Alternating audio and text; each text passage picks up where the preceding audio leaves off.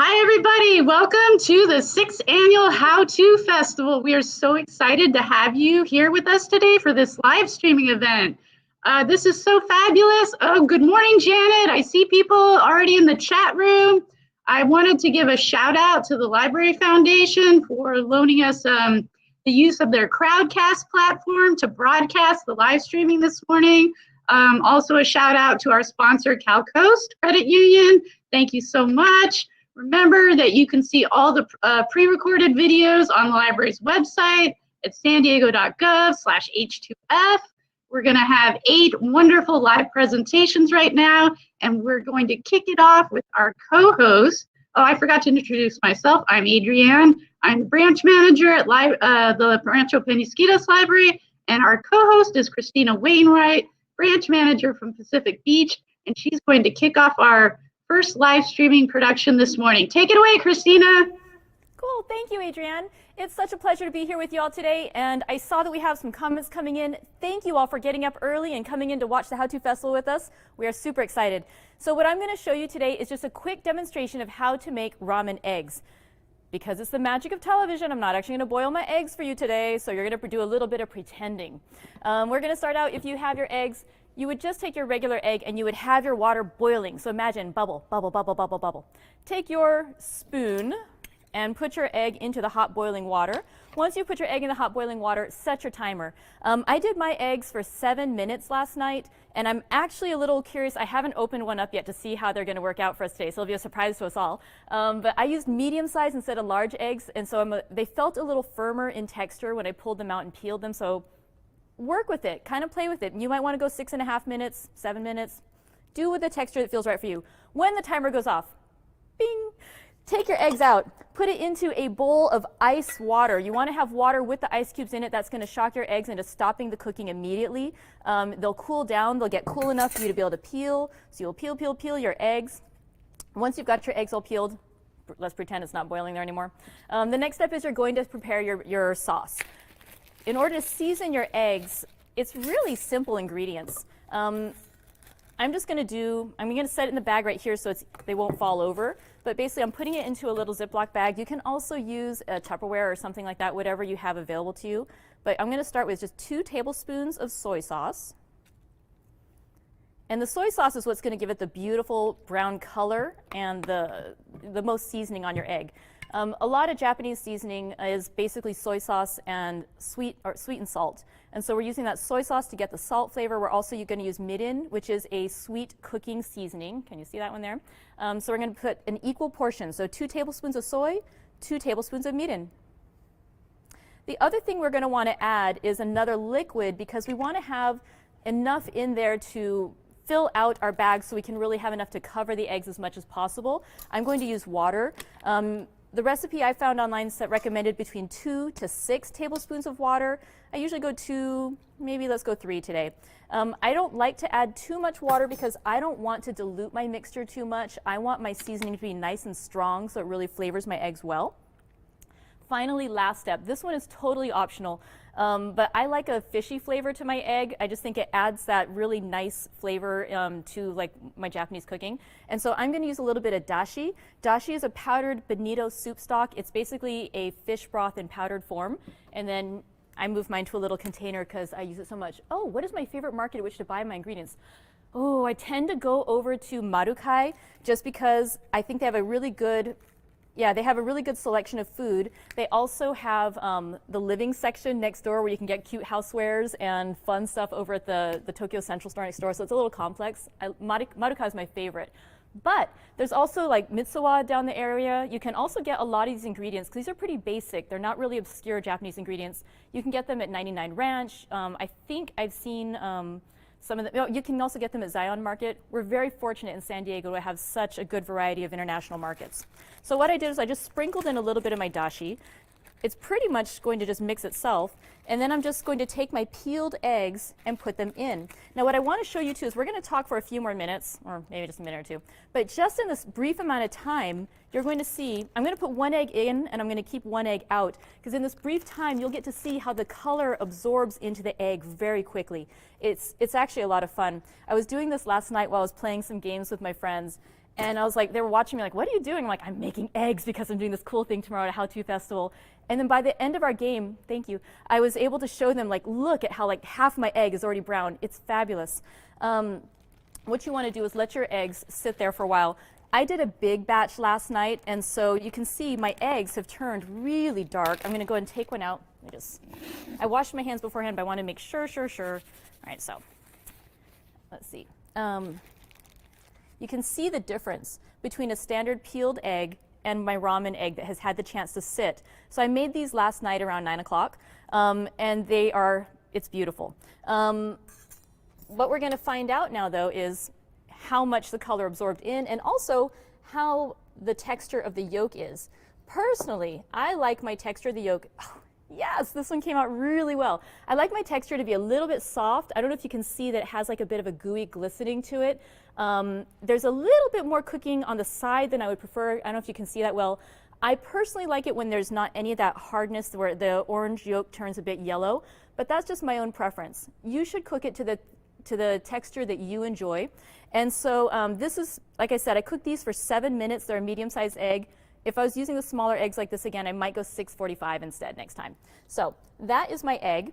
The way you would use them, there's a lot of great ways to use them. You can put them right on top of your ramen that you've prepared. They will fancy up your basic top ramen. If you're doing a nicer ramen anyway, it will make it even that much better. A nice way, too, that you can eat them, and I put this in our video, is that you can cut them up and put them into sandwiches. But yes, it is a great way to fancy up, to jazz up your instant ramen. In the video I used, the video that I made, which you should also go back and watch all of our videos, that's really nice about this year's How To Festival. All of these little brief presentations we're doing today, you can watch a longer version on our website, sandiego.gov/H2F, and you can go ahead and watch those anytime over the next year, and it's fun. You can really learn and interact with it a bit more. But yeah, you can cut up your egg into pieces and put it into a sandwich with just like buttered toast. So good, because the egg has that really nice savory flavor, and the salty and the fishy and the soy sauce. It just is a perfect contrast. It's really nice. Of course, the other thing you can do with your egg, if you don't want to put it on ramen, you don't want to put it on a sandwich, you can just eat it, because an egg is always a good thing to eat. So before I go ahead and start eating up my eggs, are there any more questions or anything I can answer or tell you guys about these ramen eggs? No? Okay. Well, thank you, San Diego, for tuning in. I'm going to throw it back to Adrienne, and hopefully we will keep going with our How To Festival. Thank you so much for coming in today and cooking and playing with us.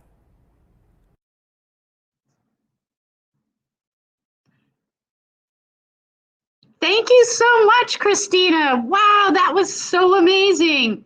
That was amazing, Christina. I've always wanted to know how to make ramen eggs, and now I'm so excited to make those at home. Did you know this is Christina's 6th festival, and she has usually presented on how to make some kind of a food item, and she says that that's because she likes to eat, and don't we all? And we are so glad that she showed us how to make ramen eggs, and I am so lucky. Check this out. Can you see this? I have my own ramen egg. Oh my gosh, I can't wait to eat this. It is so beautiful. And you know, if you just follow those instructions, you are going to be able to make a beautiful ramen egg just like that. Seriously, yum. We have so many more wonderful demonstrations coming up next. Have you been working from home? Do you have a backdrop? Do you use, like a pre-made, what do you call the backdrop? Hey, it's good presenter Christina. Hey, everybody. Good to see you. Great job. Oh, thank you. I was showing everybody your beautiful ramen egg. Look at this. Oh my gosh. Thank you, Adrienne. Yes. What do you call, when you work from home and you use the background that's on your computer screen, like the green screen thing? I would call it not having to clean my house and being really, really smart. Make a backdrop so you don't have to clean your house as much. Oh, well, there you go. And we're so lucky because we have Marissa coming up, who's going to show us how to make a paper backdrop on a budget. Yes. Marissa described herself as a librarian by day and a gamer by night. So when she's not working at the library, she's playing on her PS4 probably. All right. Take it away, Marissa. Hi everyone, my name's Marissa. I am coming from the Carmel Mountain Ranch branch. I am so excited to be here. It's great to see all of you guys tune in. So what I'll be briefly showing you guys today is how to set up a backdrop. If you'd like more information on that, however, I would say just to watch my how-to video, as well as I have a thorough guide that I've made to attach to it. So for starters though, let me just grab my backdrop, a full finished one so you guys can see it.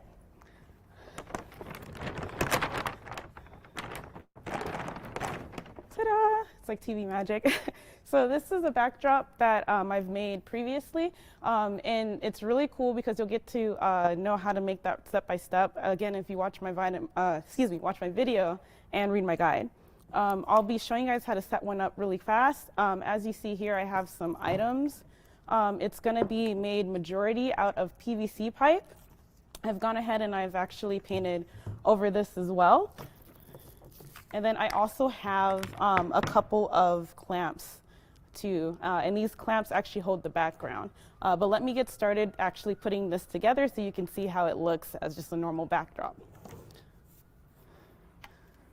So do that really fast. And then I also, while I make this, just to kind of give you guys a couple of little tidbits and information. So generally, the average cost of making this is going to be anywhere from about $10 to about $20. And then I usually recommend, and I've put this in my guide as well, but I'm just going to stress it because it's very important. I usually recommend that people cut the PVC pipe while you're there at the store. And the only reason why I recommend that is so that you don't have to go out of your way to buy the tool. It is a one-time use tool for this sort of a project. So you just want to make sure that you have your measurements and everything when you go in. And you guys probably can't see, so I'll lift it up. So this is what I have so far for what I've made. And I'm just going to continue putting it together. So that's the bottom half of it. And then I'm just going to go ahead and put this together for the top half. In addition to going in with your measurements, another thing that I'd like to stress that actually wasn't put in my guide, and I do apologize for this, is this bag right here, if you can see that. So it says insulator and suspension clamp. I didn't realize this until I went in to buy these materials myself for my very first backdrop that I made. But there are a numerous variety of clamps available, but this is the specific type that you want to make sure that you're looking for. Excuse me, are these right here, because those are the ones that they're reusable and they're a lot more gentle on your backdrop. So just to show you guys kind of a comparison of the backdrops that I have here. Give me one moment. Sorry about the wait. So this is the finalized one. I will move it over here. And then this is how the backdrop's going to look once I have it put together. So you see it's just kind of outlined here.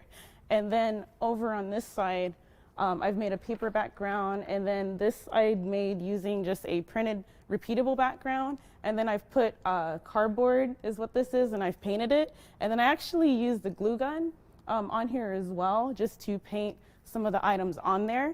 That being said, just to go briefly into the paper backgrounds, there's like a ton of really cool ideas that you can do for paper backgrounds. Some of them that I have, you can do food backgrounds, which is pretty neat. You see I have watermelon as my print for the back, and then this is just made out of construction paper, and I've just glued it, so that's really, really cool. Another kind of idea to give you guys some ideas is animal backgrounds. So it's a very cute, repeatable background of a panda, and then I've used, again, construction paper here, and I've just glued it. So this is actually just normal school glue too. I should have noted that for the backdrop, I used a glue gun, but for the paper background, so just the paper and the construction paper, you can just use normal glue. So it's really, really affordable and easy. Or you can even make different scenes.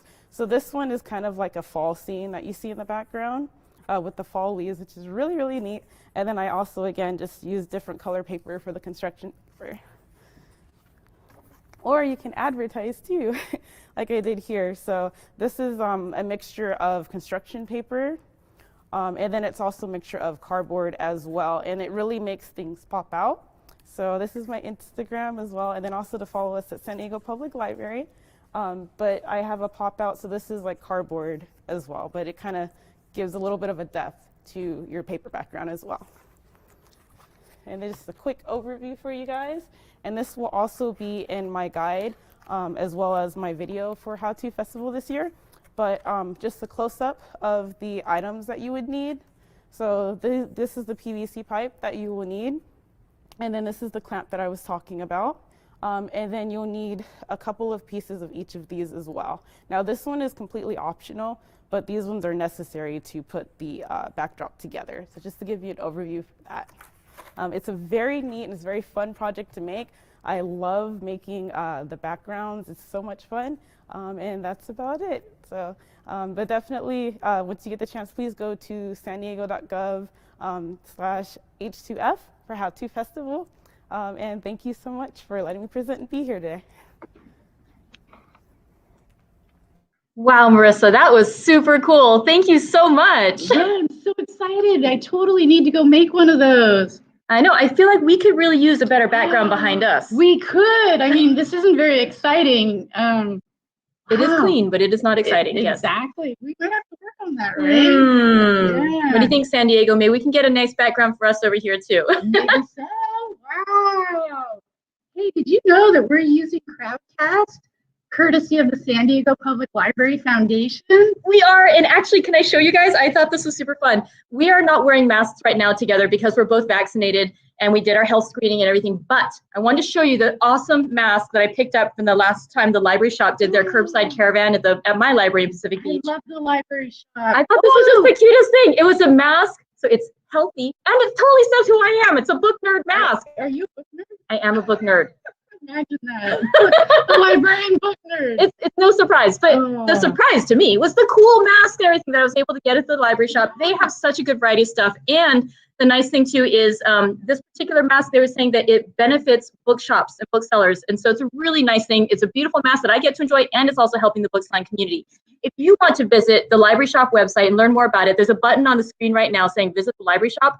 Please do. They are good people, and all the proceeds that they raise, they do help to benefit the San Diego Public Library system. So I love shopping there. It is one of my favorite places because it's really guilt-free shopping. They have wonderful health and safety protocols, and I know I'm supporting the library when I spend my money there, so I love it. I know. It makes me feel good about spending money for a good cause. And it's cute. It's cute. And you know, they have the best stuff. I always, if I have to buy gifts, you know, they have books and jewelry and bookmarks and cards and craft kits, and oh my gosh, it's great. And I see in the comments, somebody reminded us that yes, if you are local in the San Diego area, they will do free local delivery.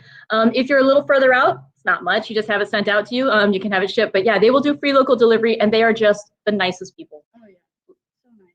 Love the library shop. We love the library shop. Yay! All right, so what do we have coming up next? I don't know. Let's see. I think I'm not sure if our presenter is exactly ready yet, but I think it could be coming soon. Okay. Let's see. Is our presenter ready? Yeah, our presenter might be ready. Okay. Can I do it? Yeah. Our next presenter is the amazing Azalea Ebai. She is into Filipino desserts, and her favorite dessert is carioca, which is like deep fried coconut mochi with brown sugar coconut glaze. But today, she's going to teach you how to make something special for the summer. She's going to mix it up by showing you how to make halo. Yay! Yay! Cool. Thanks for joining us for How to Make Halo. Out of curiosity, has anyone tried a Filipino dessert? If so, please type it in the chat and let us know which one. So halo, it's a shaved ice dessert from the Philippines. Culinary historians believe that it's a descendant of a shaved ice dessert that Japanese migrants brought to the Philippines during World War II. And so I feel like you can put all kinds of things in there, but you'll see like some standard ingredients time and time again. And today, I changed it up a little for my video, but I've brought sago, or like boba basically, covered with brown sugar. I have evaporated milk, which I won't bring up because it might spill, coconut sports strings, sweet red beans, or should look up at the same time, coconut gel, and we've got some shaved ice, which I used like a little shaved ice machine. Oh, cool. Glad to see that people have had halo, and we have ube ice cream. And Today I brought ube halaya, and then we have some flan. And finally, some pinipig or toasted rice. You can also use like Rice Krispies, or some people, I've seen people use corn flakes too. You just want to have like that kind of crispy texture on top. And then I guess we shall start. So I'm just going to start by spooning in maybe a generous tablespoon of the boba. And we'll put some coconut sport strings.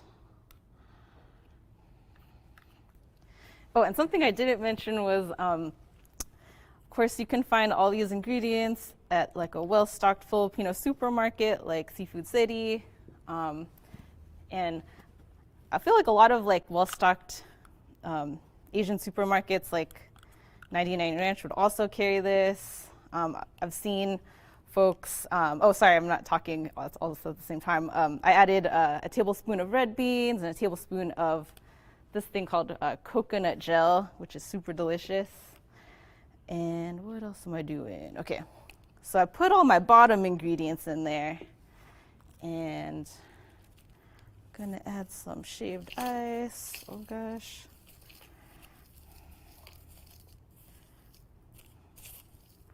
I grew up with a hand-cranked machine, but electric is way nicer.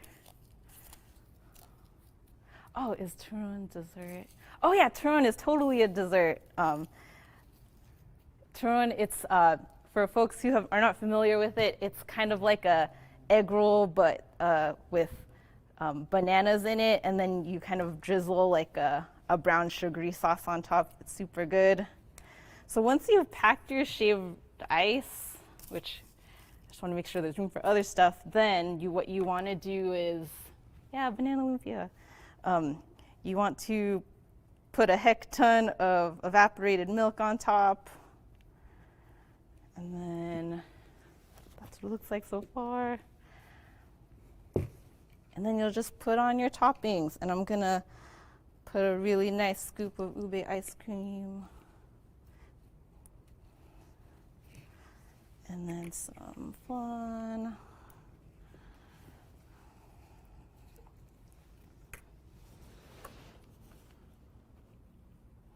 And we have, besides flan, which more people are probably familiar with, we have ube halaya, which it's a little more solid, but it's kind of like jam in a way. And then we're gonna top it with some pinipig.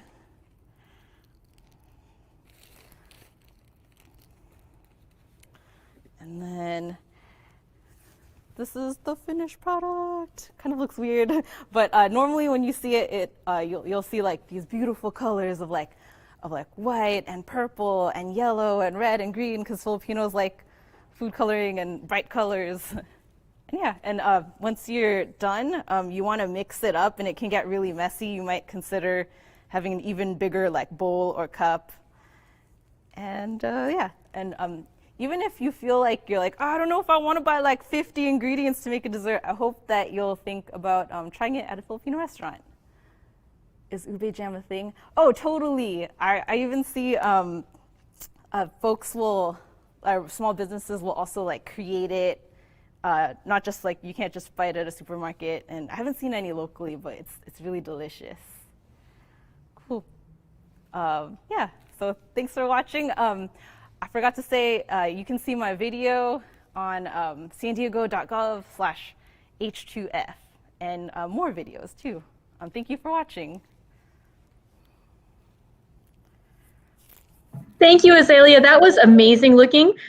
And you may have noticed, San Diego, we now have a better backdrop behind us. Thank you, Marissa, for letting us borrow it for the rest of our crowdcast today. This is so exciting. You know, in case people didn't notice, we are officially on air now. Oh my gosh. So Azalea's Halo Halo. Have you ever had that? Yeah, of course. Well, I can't wait to have that. Oh, it's so good. Yeah. Yeah, so I've heard that halo, excuse me, literally means mix, because you have all these different ingredients that you're mixing together, and it's that, that combination of the flavors and the textures, and it just comes together. And yeah, it is, as she said earlier when she was doing the little promo, like which one do you want to vote on? It is perfect for a hot summer day because it's this refreshing, icy treat. Oh, yeah. And maybe there's even something a little healthy in there. Sure, there's beans. Beans. It's protein. It's a protein-rich snack. Hey, you don't get the protein with the sweet very often, so that's a good combo. That's right. Yeah, amazing. Yeah. I've just been so inspired. And I'm going to try the ramen eggs and the halo and the backdrop, obviously. And did you notice what's on the backdrop, the print? Yes, it's foodstuffs. Yes, look, there's even ramen. Yes. And there's even a little tiny egg. Oh my God. Look, there's a ramen egg. Marissa knows us. That's how. I She know, knew. She knew. Right? Yeah. Well, let's see. I love how we're this How To Festival. What I like about this, what we're doing, the format this year, thank you again for everyone who's tuned in to watch us live right now. In addition to getting in to enjoy these live presentations, you get the opportunity to go back and look at all 50 of the videos that were created for this year's festival, and you can watch them at your leisure. I especially like that for things that are a little complicated, because sometimes the first time I'm like, wait, what just happened? Right. And you can rewind and watch it again. Yes. So that's nice. Yes, totally. Pause. Like, wait, how did that PVC pipe come together? Mm-hmm. Mm-hmm. Yep. Because Cool. I feel like even when it's a super easy thing, sometimes I get a little confused. Well, yeah, anytime the first time you try it, it's a little confusing. Oh, yeah. And you know what? Okay, so the great thing about the How To Festival Yes. is it's the community sharing with the community. We're all learning from each other, right? Mhm. But what I also realized is we're oftentimes passing down traditions Mhm. that people may not know about. I mean, like ramen eggs, maybe that's something your family does. And fondue is something that my family does. Mhm. And, we've had like how to sew a button or how to Yes. hem your shirt or your pants. And a lot of people don't know how to do these things nowadays. Mhm. So it's really cool that we're all learning a little something from each other. And I think that we're going to learn something from our next presenter as well. Oh, yeah. I mean, I love that idea that everybody's an expert in something. We all know something wonderful, and it's such a great opportunity to get to share with each other. Yeah. So coming up next, we have, so again, to visit all these videos and watch them at your leisure, press pause, visit the How To website. You'll see that little button on the screen right now. If you click there, that's going to take you right to where the videos are living. All right. So our next presenter, Kristen, she is going to show us how to do wire looping to create beaded jewelry. Kristen is a librarian, Trekkie, and dedicated fan of Monty Don's Dogs on Gardener's World, even though she has no garden. She buys too many beads, but she enjoys giving the leftovers to all of her friends. So take it away, Kristen. Hi, everybody. Thanks for joining us at the How To Festival. Don't forget sandiego.gov H2F. And I bet a lot of you are into beading. Have any of you done wire looping before? If you have, go ahead and say something in the chat window. There are lots of other things we can do with beads, as you know. My favorite thing to do is get the stretchy cord and just do a stretchy bead bracelet. And I also like using crimping beads to make a fancy thing. But today we are going to do wire looping. And here is one example, a fancy example. Wire looping is where you make a pendant or an earring, or you can make a whole bracelet, like a chain like this. But when you are connecting the pieces, instead of using open loops or closed loops, you're actually coiling the wire, and it's strong. It doesn't break. And I don't know if you can see this example here, but this is a good example of just a little tiny where I've coiled the wire together and it won't break because it's coiled. Now, if you watch my video, you'll see lots of examples of what breaks and what doesn't break. Right now, I'm going to give you a quickie on what this process is about. The first thing you need to know is supplies. You're going to need some wire. Depending on your skill level or your interest or anything, I'd say start out with some like base metal coil, 26 or 24 gauge. I've got some examples here. You can even go with copper or gunmetal wire. This is my favorite. So you're going to need wire, and you're going to need 3 tools. Now, the first tool is wire cutters. I have used nail clippers before and scissors and ruined them, so I highly recommend going ahead and using wire cutters. And then you're going to need some, let's see if I can show you this in the camera. These are round-nosed pliers. You need those because we're coiling wire. And then you also need flat-nose pliers. They have a good grip. All right, so here's how it's done. Now remember, I have got 20 minutes of how-to video for you to watch to see this happen. over and over again for your practice pleasure. All right, so I'm going to cut a piece of wire here. I'm going to use my flat-nosed pliers to make a right angle, like so. So I've got sort of a short end here and a long end there. Now, I'm going to switch hands. With my right hand, my good hand, I'm going to use the round nose pliers so that this short end is going to coil around the top. And that's what I'm going to do. I'm going to coil it. And remember, if you have trouble seeing this today, I've got lots of close-ups and practice for you in my pre-recorded video. Now I get to this point, I'm going to swivel and keep coiling. Once I'm done making this first loop, I don't know if you can see that. It looks like a little head with a scarf flying in the wind. This is a scarf. All right, so this is the main step. Now I'm going to switch and hold that little head I just pointed to, the loop, with my round nose pliers. And then I'm going to coil this wire 2 or 3 times around the base. Now, I'm already doing it at kind of an awkward angle. So I'm going to use these pliers to squish them in and go. This takes a lot of practice using the pliers, but it's important to use the pliers because they hurt less than using your fingers. If you really enjoy this project, you can make a whole bracelet or necklace with coiled wire, and it's a lot of fun. All right, so now I'm pretty much done at this point. So I'm going to cut that end piece that you see there and snip it off. Now I have the first end of coiled wire. I'm going to use my flat nose pliers to squish the end that I just cut off so that it doesn't snag on anything. And I know a lot of this is kind of going real fast, but remember, you can watch my 20-minute video. I even use pipe cleaner in the 20-minute video so that you can really see how this unfolds. Now the results, you can do earrings like this in about, well, it'll take you an hour to pick out the colors, but you can do an earring or a pair of earrings like this in about 30 minutes, just coiling the water at the top to do a pendant. You can also do a pendant like so. And this one I just made last night to do a little more practice. It has 2 ends so that if I wanted to, I could continue it on for a bracelet, or it can do a pendant if I wanted to. Now, one thing I forgot to tell you earlier is you can use wire. You can also get these things that look like nails, and that's all you need. Wire, the beads, and the tools. And remember, when you start out with this, you can go to any bead supply store. You can even go to places like Walmart or Target to get your supplies. But a beading supply store, they'll give you advice. They can coach you on this. They can help you pick out the wire. They might even lend you the tools or help you practice while you're in-house. And that's how it's done. I hope you have a great time. I'm checking out the chat thing here. Oh, I'm glad to hear some feedback. A question about the order of presentations. I think I'll let the presenters handle that one. And thank you for watching and enjoy. Remember, sandiego.gov/how-to, the number 2. Okay, bye-bye. How to F. All right. H2F, yay! Thank you, Kristen. That was wonderful. Wow, that was so wonderful, Kristen. Thank you so much. And actually, she was so sweet. She let us borrow one of her pieces of jewelry so we could show you a little closer.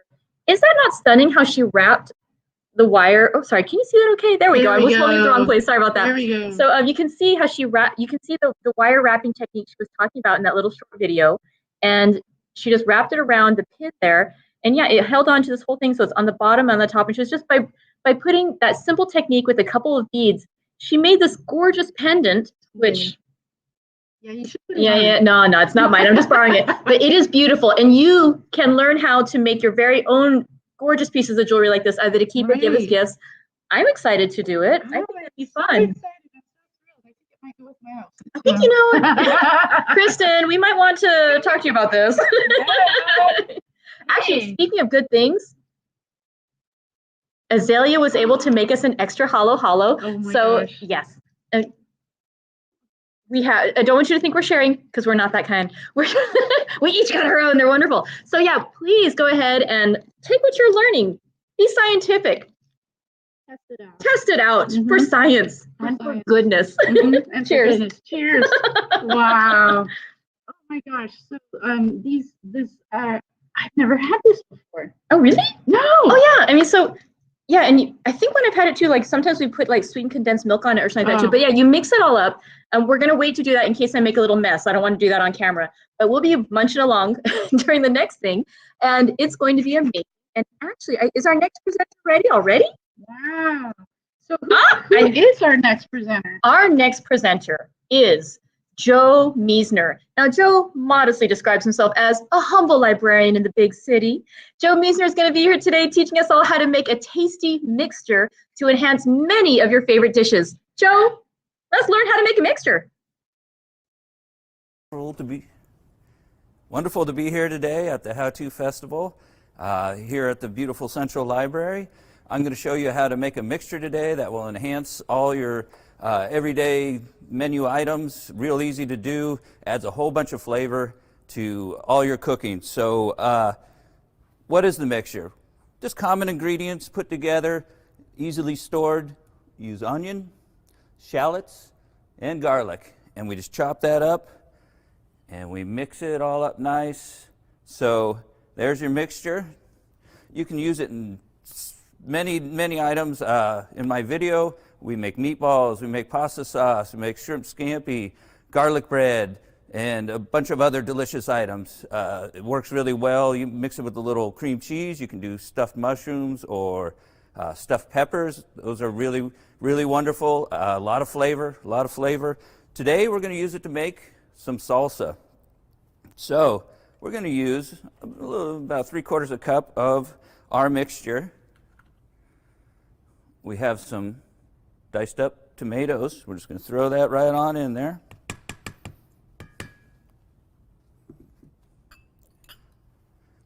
Cilantro, chopped up.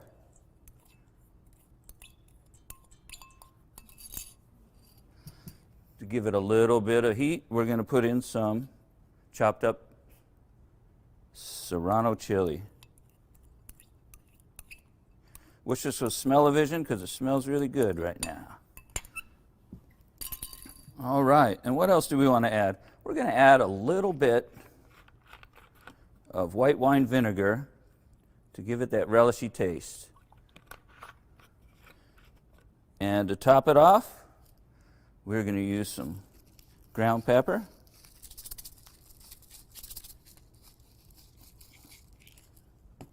And some Himalayan salt.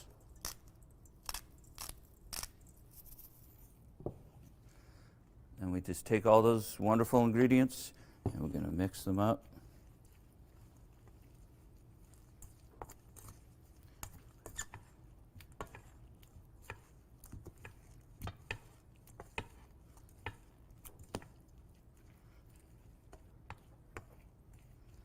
All right.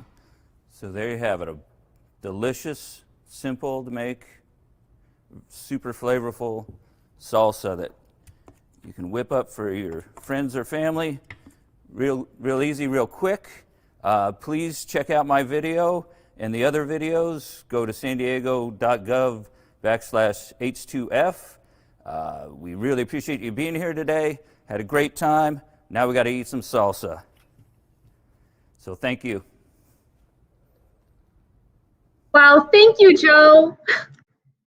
That was so amazing. Who knew that something so simple could be so tasty and used in so many different applications?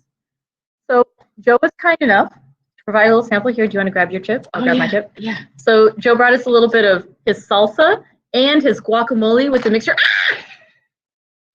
It's so good. Sometimes it can't even stay on the chip. It's just it's like dying to be eaten. It's like, Yep. I know. See, there we go. Look at that. There you go. Oh. I don't know. I'm waiting to take my bite because I don't think you want to hear both of us chewing at the same time. So, as soon as Adrienne finishes chewing, then I get to eat too. Wow. Okay. That was amazing. Okay, good. Thank you. Yeah. All right. So I have to add this to my list as well of foodstuffs that I learned how to make at the How To Festival that I'm going to try as soon as I get home. Yes. I can see how this would be good, like you said, on meatballs, in guacamole, in the salsa, lasagna maybe, in the sauce. That could be really good, yeah. That could be really good. That's amazing. I like that idea. Just you can take something you're already making and kind of punch it up a little bit with something extra. And just, yeah, that extra little thing that just kicks it up a notch. Exactly. I feel so emerald. I know. You sound kind of emerald. Hey, that reminds me. Yeah. I just wanted to give a shout out to our sponsor, Calco's Credit Union. Yes. You know, we've been doing this for 6 years now, and they have always been there with us. And we really appreciate, you know, they take after. They have the same philosophy that we do. You know, give back to the community. They've got really great how-to videos on their own YouTube channel. Well, I thought what was really interesting, I had known that they have been, you know, really active in our community for years. I didn't know until recently that Calco started out as an educational institution, that they started out serving teachers and other educators.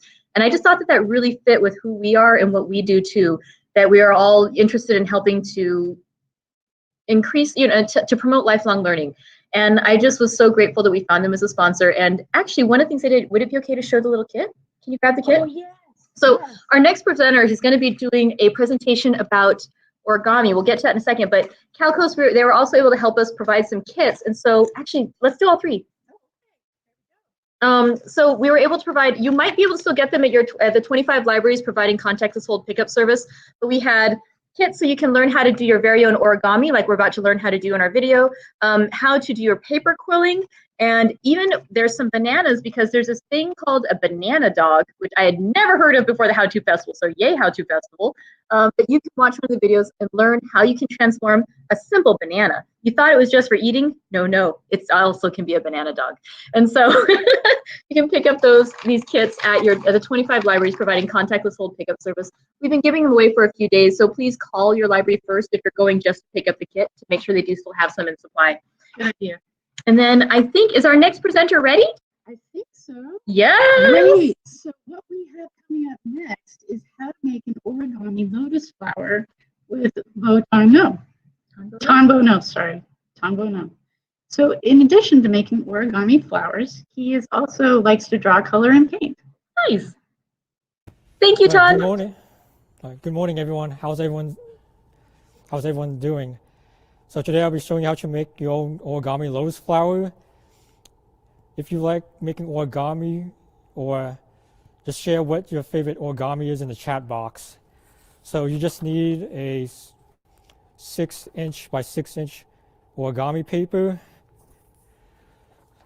So you start off with taking the lower right corner and folding over to make a triangle on the other side. Then next, you're going to fold the other half of the lower right side of the paper over to the left. And then you're going to we'll establish the cushion fold base. And next, we're going to fold, it's kind of hard to see the white, but you're going to fold the lower right corner diagonally to the center of your paper. We're going to repeat that for the other sides as well.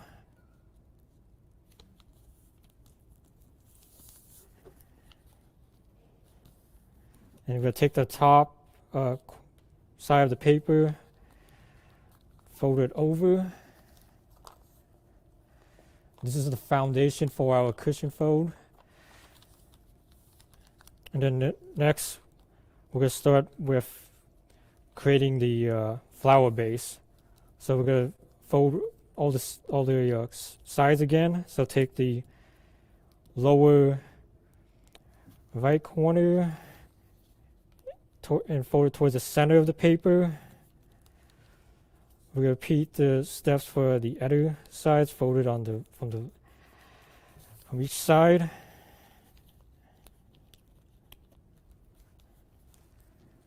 We're going to take the top, fold it over. So now we have now we have this, and then you want to rotate over to the back. We're going to do some more folding. So we're going to fold the lower right corner diagonally to the center to make a triangle. We're going to repeat the steps for the other sides.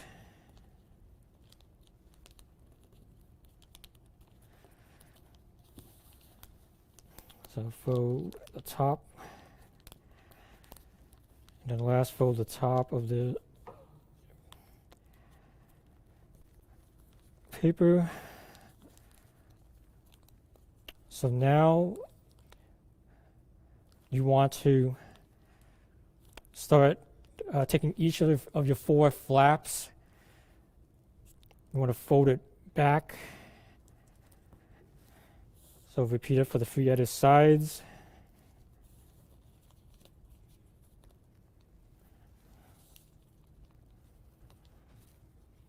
So then this will be the flower, the outer base for the lotus flower. And next, we'll flip it over and then take these 4 flaps. We're going to fold it back to make a triangle. Now you want to fold it back and have it stand up straight. So do that for the 3 other sides.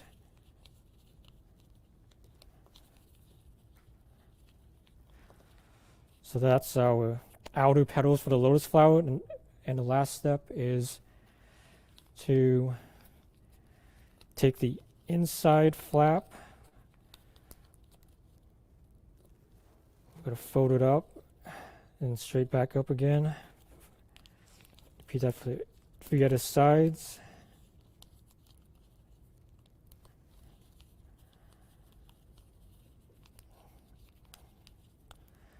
That's our inner petals. And this is our finished origami lotus flower.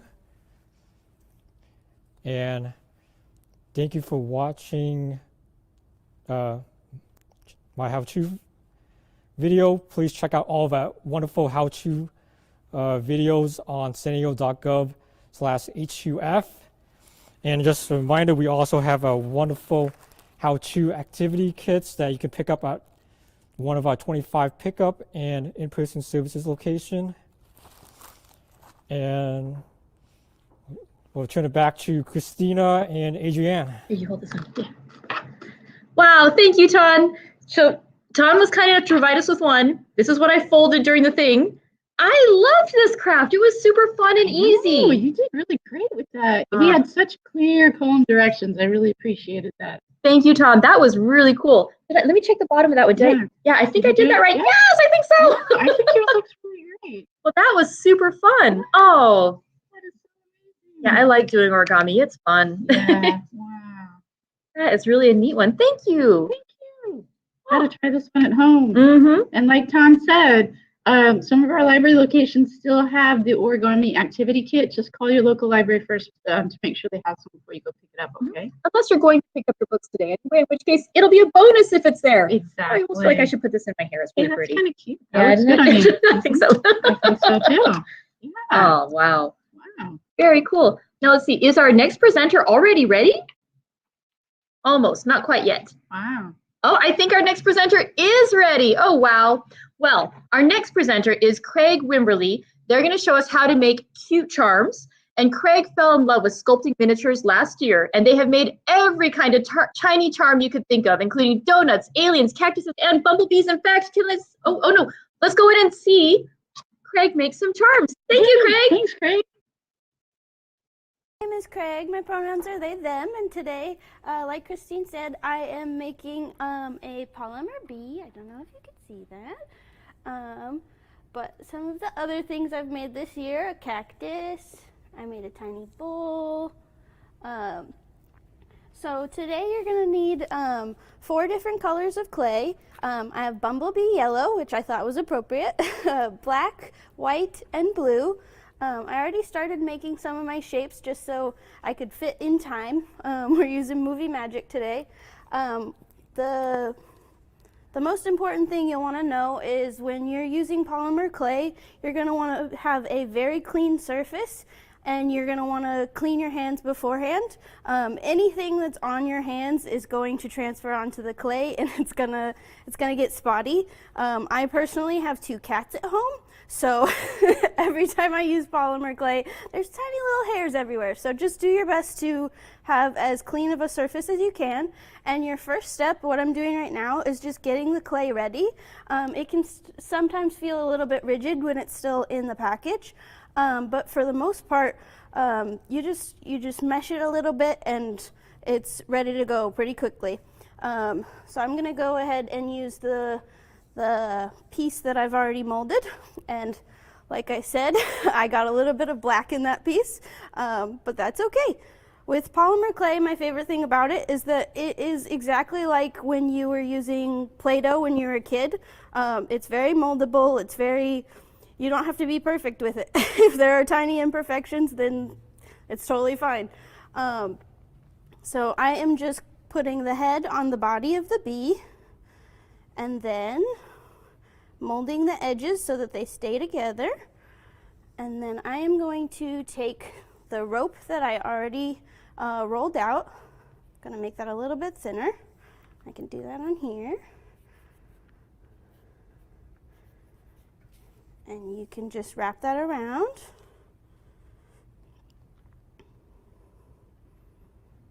And just make it the yellow as thin or as thick as you'd like. It's up to you, it's your bee. And again, it's not gonna be perfect. It's just a fun hobby to have. And that's what that looks like. And then I rolled out some white for the wings. And for this, I have a half circle, and I kind of just fold that in on itself to make a tiny little wing shape. It's gonna look something like that. I know, it's so fun. I got addicted to it. Much like everybody else, I needed a hobby during the lockdown, and this is super cheap. I got 24 colors for like maybe 20 bucks, and it has served me all $20. It's very worth it. So I am just attaching the wings to the body of the bee. And again, most of this can be done with your hands. I did bring some of the tools that came with my kit. These are just the things that they included. You can also, when you're at home, if you don't have any special tools, you can just use like a plastic knife, a paper clip, just pretty much anything that's in your kitchen. If you're under 18, ask your parents before you go dig around in their drawers. Make sure you have permission. So my next step for my little bee is he needs a face. He's kind of blank right now. And so I'm just gonna poke a couple little indents into his face. And then I'm gonna add the eyes. Am I still on the first kit? Yes, absolutely, I am. I have 24 colors. They are all right here. I brought them as an example today. I have gotten through not even a full one of these yet, and I have done so many projects. You absolutely could make a bee like this. And so that is basically our bee for the day. I am gonna also add a tiny smile, because I think that makes every project cuter. And that you just curve a little piece of black into a U, and then you have your tiny bee. So this right now is pretty soft. To make it hard and make it a charm, you're gonna put it in your oven. Generally, my kit says for 325 for 15 minutes. If you lose like the instructions on your packet, I always recommend just go with a lower temperature for a longer amount of time. Don't get impatient like I did the first time I did my project. You're just gonna melt it. You're gonna burn your project. So don't go higher because you think it'll make it go faster. But yeah, so that's our project for today. Thank you for being with us. Check out the video on our website. It'll be there. It'll get more in depth with it. And then have a good day. Thank you, guys. Hey, Craig, before you go, I just had a quick question. If I wanted to make it into a little charm, like say I want to make it into a necklace, like because now I've learned how to do wire wrapping to do beautiful beadwork, Absolutely. Would I be better to poke a hole in like the thing beforehand so I could string it up, or do I want to poke it after it's baked? Definitely, if you're going to turn it into a charm, into an attachable piece, poke the hole in before, but take the metal piece out and then just put it back in when you're done. Put the glue on at the end. Super, thank you so much. That was beautiful. And then to answer Kelly's question before I leave, the air fryer might work. I haven't tested it. If it works the same way as an oven, I don't see anything wrong with doing that as long as you can get it to the right temperature. And did I miss any other questions? No? Good. Cool. Thank you. Well, Craig, that was beautiful. Thank you. Oh, wow. So, wow, thank you so much. Oh, I'm going to tilt that up so you can see our beautiful on-air sign on our backdrop. Yay. You may notice that I'm alone right now. It's because our next presenter is my co-host. She's getting ready right now. But until then, I'll just let you guys know a little bit more about our How To Festival. This is, as we've mentioned several times, this is our 6th year doing the How To Festival, our 2nd year going all virtual. And it's just such a treat. Thank you, everybody who's come in today. We are so excited about this opportunity to learn together, to share with each other. And yes, Michelle says that an air fryer is very much like a convection oven, so it should work just well for doing your craft. These are so cute. I like too that you have so much flexibility with how you want to design it. And she was saying that I thought that the little package of polymer clay would only be a couple of charms, but she says she's had her packs last for quite a few projects. So yes, thank you, Craig. We really appreciate you sharing that demonstration. Yes. So yeah, but sorry, going back to the thing, the How To Festival has just been something that is an opportunity for all of us to learn together. And thank you for coming in today so we could actually talk about all this stuff together. It has been so much fun. And the nice thing too, as we were saying, is that there are 50 videos. We're getting a sneak peek at 8 of them today. There are 42 more of them out there that you can learn from. Members of our community, members of our staff who have contributed their knowledge, their passion. And we are excited to be able to learn together with you. So thank you very much. Oh, let's see, is our next presenter ready? I think not quite yet.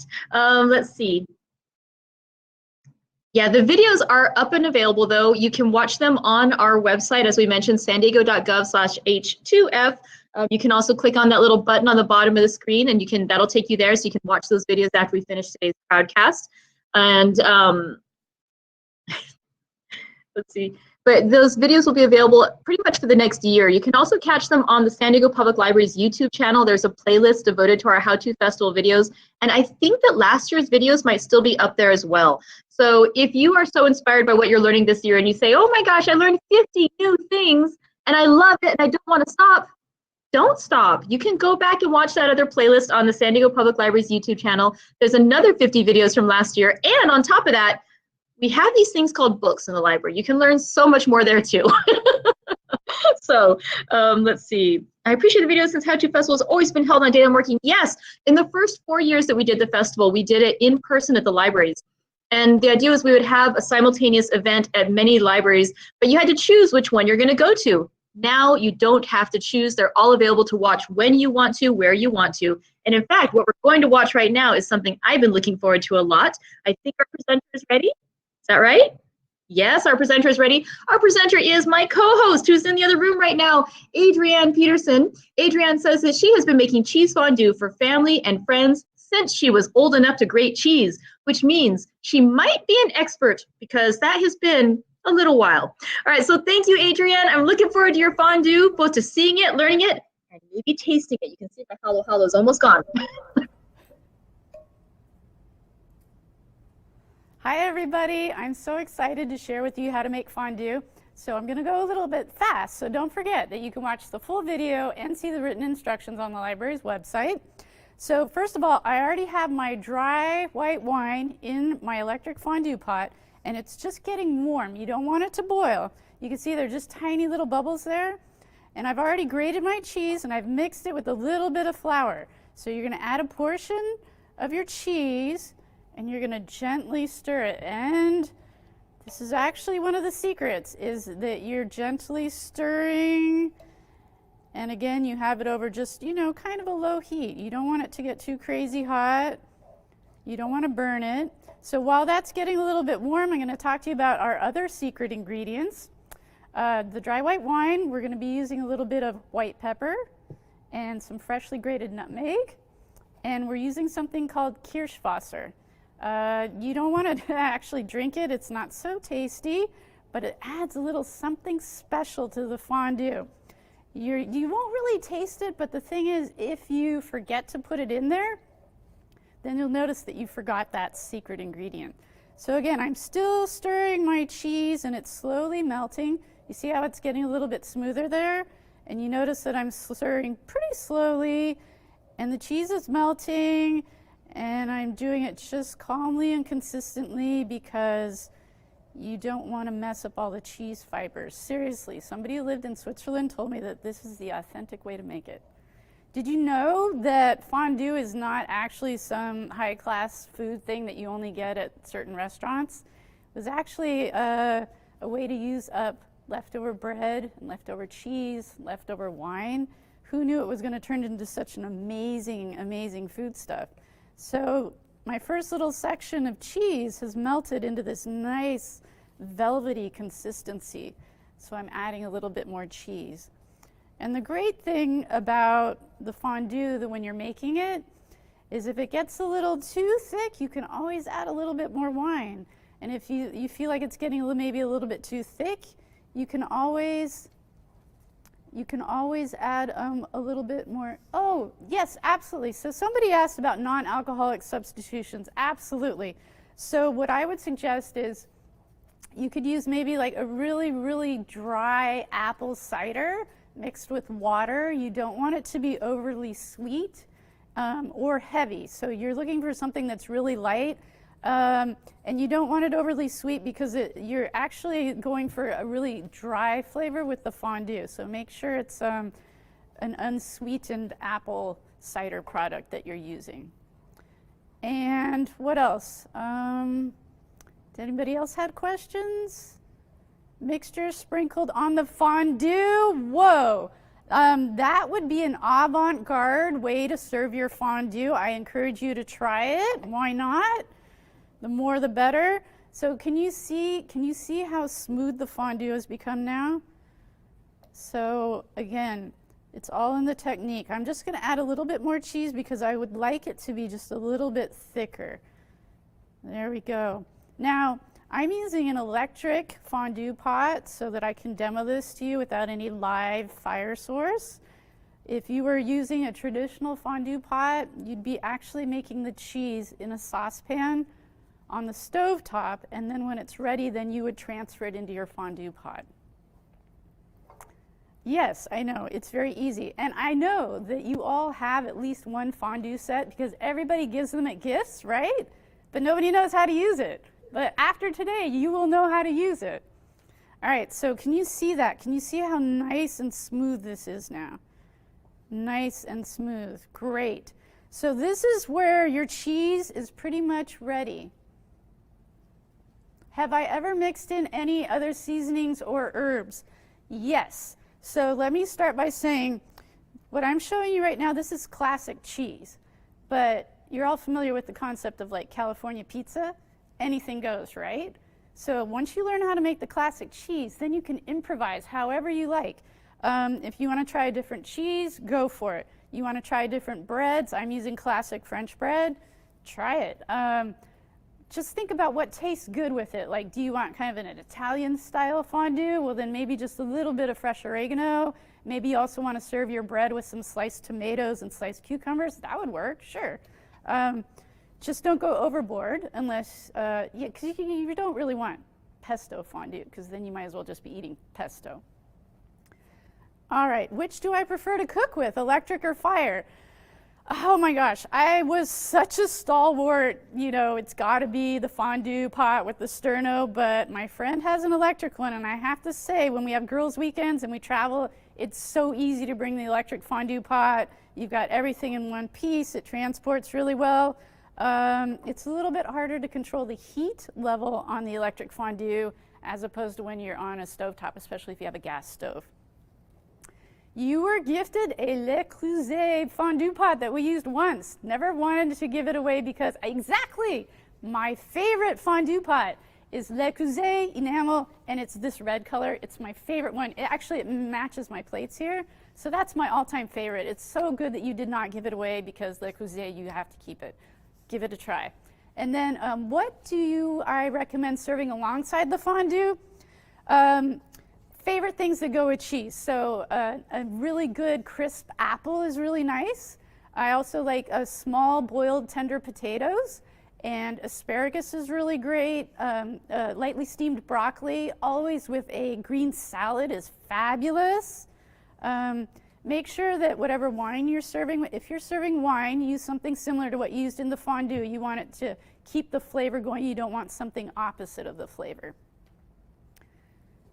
And what else? Okay, so the fondue itself is ready, but we need to finish it off. So I'm getting out my Kirschwasser here. That literally means cherry water. It's a brandy. It's pretty potent. You need like just a teaspoon, just a teaspoon. It's pretty strong. Just kind of adds a little backbone, so you're just adding a little bit.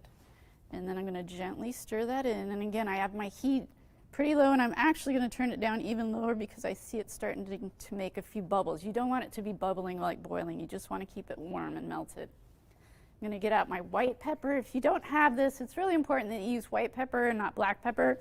White pepper has a very musty, earthy smell, which is a lot different than black pepper, which is super pungent. So I'm just sprinkling a tiny, tiny, tiny bit. Tiny bit. And then I'm just stirring that in gently just to get it mixed in. And then my favorite part, and I did wash my hands before this, is a fresh grated nutmeg. This adds just a little bit of something extra.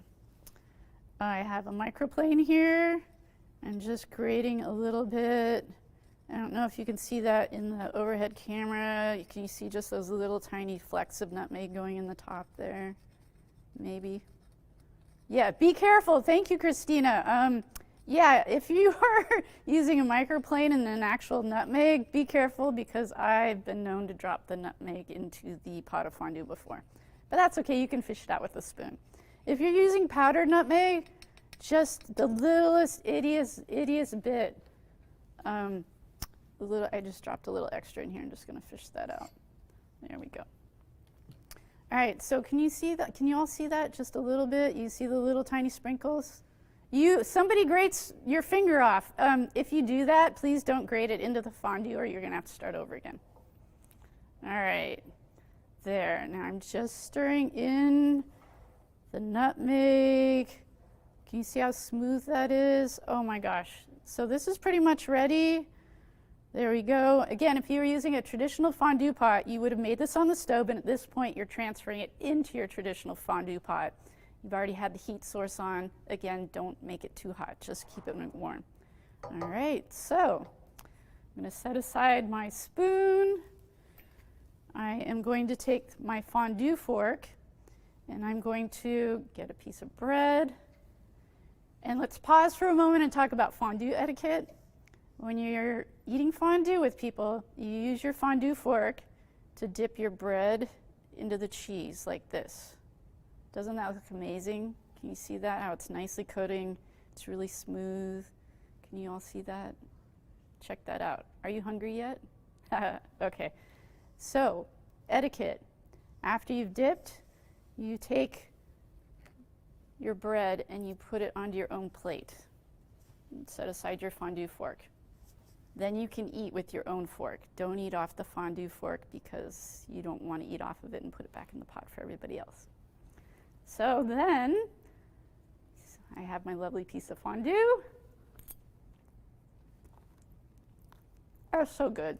I know, exactly. Oh my goodness, right? But it was so easy. You can all make it. I know you can. It's going to be great. Everybody's going to invite you to your fondue party. Oh my gosh, I'm going to have to eat more of this. Anyway, any more questions in the chat? Yes, exactly, Marissa. No double dipping into the fondue pot. Okay, so get out your fondue pots, have fun. I forgot to say one thing. You must use Gruyere cheese. Thanks, everybody. Excellent. That was amazing, Adrienne. Thank you so much. I feel maybe I'm like one of the only people in San Diego who does not have their own fondue pot, but I think my parents do, and I'm going to dig in their garage and find it. Awesome. That looked wonderful. And I just want to say, even though Adrienne's presentation concludes our live streaming demonstrations, it's really just the beginning of this year's How To Festival. As I said, there are 50 presentations. Even if you saw the demonstration that Adrienne just did on how to make your own fondue, there's more, including a lovely blooper reel on her video, and on mine too, come to think of it. But there's lots of fun stuff. Even if you've already seen the short demo, go back and watch the full video. There's more in there, and there are 42 other wonderful presentations that we have not yet had a chance to watch. And so go ahead and check them out. Click on the button at the bottom of the screen, click on the little link on the side chat. Go and enjoy. That's how to. Click on that and enjoy it. Before we leave, though, I do want to thank our many, many folks who had a hand in making this event possible. Want to thank the Library Foundation and the Library Shop. They donated their time and their use of Crowdcast. Thank you so much. That made this event possible. Our special events team here at the San Diego Public Library were phenomenal. I know how to make an egg. I do not know how to set up the cameras and do all the amazing things that they did. And so thank you to the special events team and the San Diego Public Library for all of your support for this event for the last 6 years, and also to Cal Coast Credit Union for sponsoring our How To Festival so that all of us in San Diego can enjoy learning together. Adrienne, is there anything else we want to add in there? I wanted to say thank you to everybody that you thanked. This has been amazing, from the tech to our presenters to our sponsors, and the enthusiasm. For Jen, thank you so much. Everybody behind the scenes who put it together, thank you for learning with us. It's been great. And we look forward to seeing you again next year, and visit our website so you can watch everything in your own leisure. All right. So thank you very much. Let's go learn and eat together. Sounds good to me. Bye, San Diego. Thank you.